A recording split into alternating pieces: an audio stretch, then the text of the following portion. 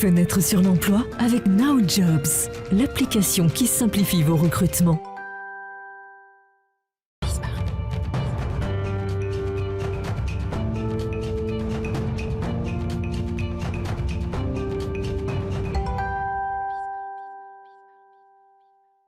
Fenêtre sur l'emploi, on vient de parler des retraites, on va parler d'emploi, on va parler de pénibilité. Il y a un lien évident, évidemment, entre les salariés en activité qui cotisent pour leur retraite et évidemment ceux qui travaillent sur le terrain. On en parle avec Samuel Tual. Je suis ravi de vous accueillir. Vous êtes déjà venu sur notre plateau. Vous êtes un des acteurs majeurs du travail et de l'emploi en France dans l'intérim, mais pas seulement. 2000 collaborateurs dans le groupe Actual.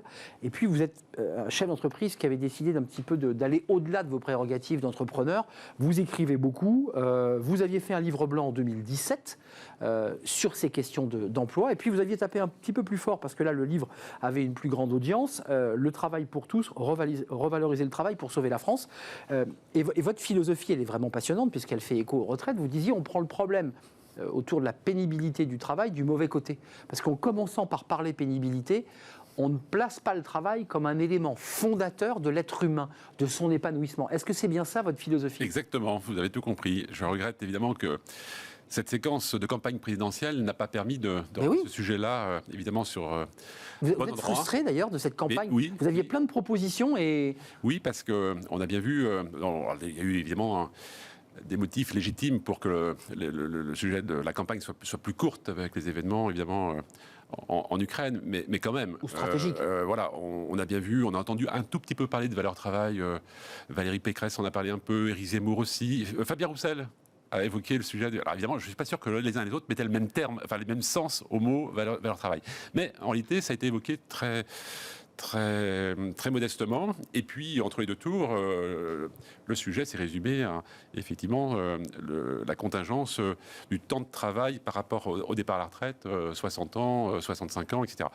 Et moi, je regrette vraiment que, pour moi, ce sont des Et c'est un faux sujet, d'ailleurs, la réforme des retraites, vous qui vous intéressez à l'emploi. Il y a un sujet de maintien du modèle social auquel nous sommes attachés et sa pérennité. Donc le financement est important. Mais pour autant, je ne pense pas que le sujet puisse être traité de façon comptable. Parce que, en fait, quand on parle d'années de travail, on a encore cette logique comptable de dire comptons les heures, comptons les années. Vous savez quoi ? Je pense que, très simplement, quelqu'un qui arrête à 60 ans, si le travail était pénible pour lui, il trouvera toujours que 60 ans, c'est trop tard pour arrêter.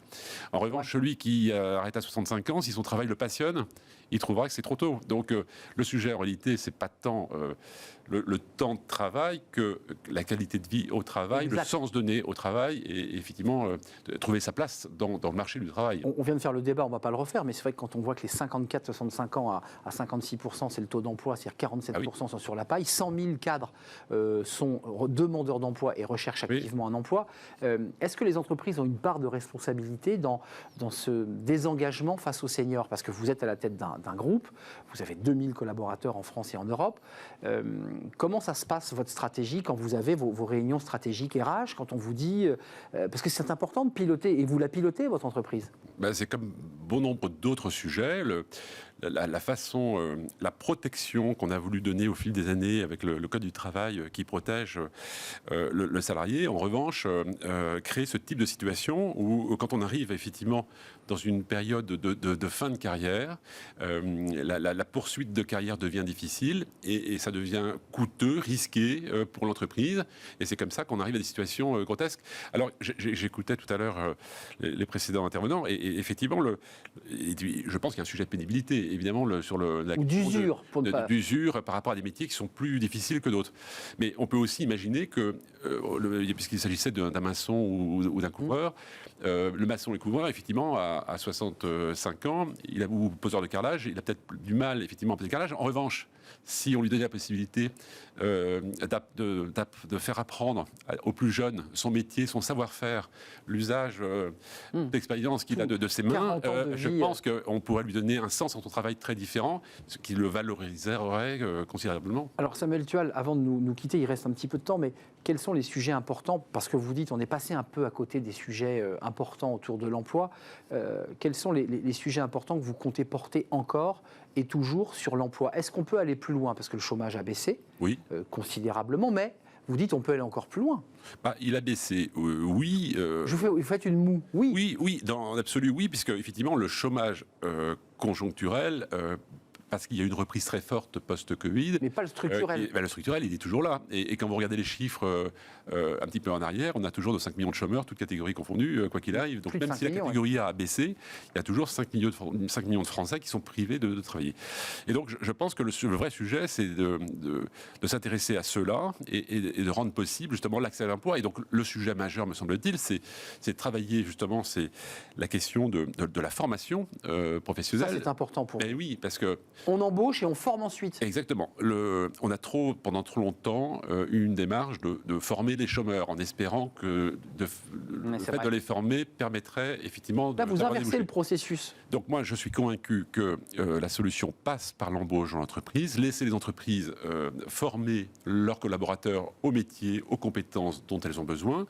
Et c'est un moyen très, très, très agile, très simple, à condition de rendre possible d'assouplir considérablement les dispositifs existants pour aller beaucoup plus loin dans cette démarche. Qu'est-ce qui bloque là? Quels sont les freins, vous dites?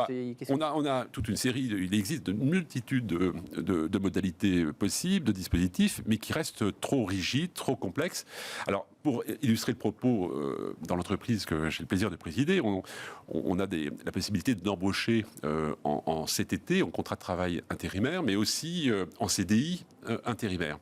Et donc, depuis 2018, les CDI intérimaires étaient plutôt réservés à des personnes qu'on connaissait bien, qui avaient des métiers, des compétences. Ça marche plutôt pas mal d'ailleurs. Donc ça marche plutôt très bien dans l'ensemble des réseaux d'agents d'emploi. Eh bien nous avons décidé d'utiliser le CDI intérimaire pour aller embaucher des personnes qu'on ne connaît pas et qui sont dans cette catégorie de chômage structurel en leur proposant un emploi et une formation.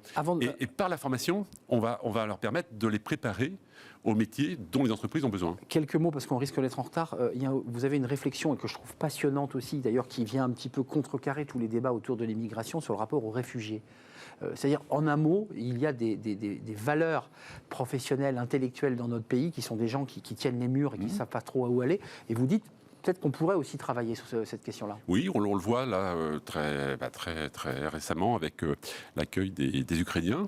Alors évidemment, même si leur situation, elles sont arrivées, parce que ce sont principalement des femmes avec enfants qui sont arrivées en... Et qui souhaitent revenir d'ailleurs dans leur pays très vite. Qui aspiraient évidemment, elles ont vécu un traumatisme fort avec l'espérance de repartir très vite. Bon, en réalité, il y a fort à parier que ça dure un peu. Et donc le sujet, une fois qu'elles ont trouvé un logement et que les enfants sont placés à l'école, évidemment la question du travail se pose.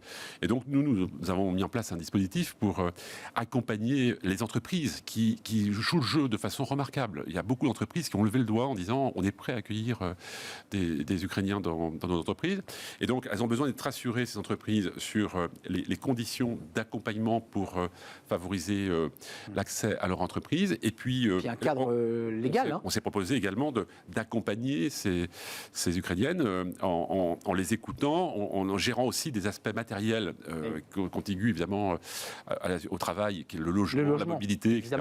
Et par cet accompagnement, on va essayer d'en placer le grand nombre dans les entreprises qui ont besoin de ces compétences. De main-d'œuvre concrète. Merci Samuel Tal de nous avoir éclairé. À la tête du groupe Actual, 2000 collaborateurs très engagés sur ces questions d'emploi. À la pointe, le travail pour tous, revaloriser le travail pour sauver la France, c'était chez Alesio. Puis un livre blanc que vous pouvez trouver sur le site Actual sans aucun problème autour des questions d'emploi. C'est un vrai plaisir de vous accueillir. Samuel, c'est la fin de notre émission. Merci à vous de l'avoir suivi. Ce fut un vrai plaisir. Évidemment, je serai là demain avec toute l'équipe. Merci à Benjamin pour la réalisation, merci à Saïd pour le son, merci à Fanny Griesmer et merci à notre amie Carla pour l'accueil invité. À demain, bye bye.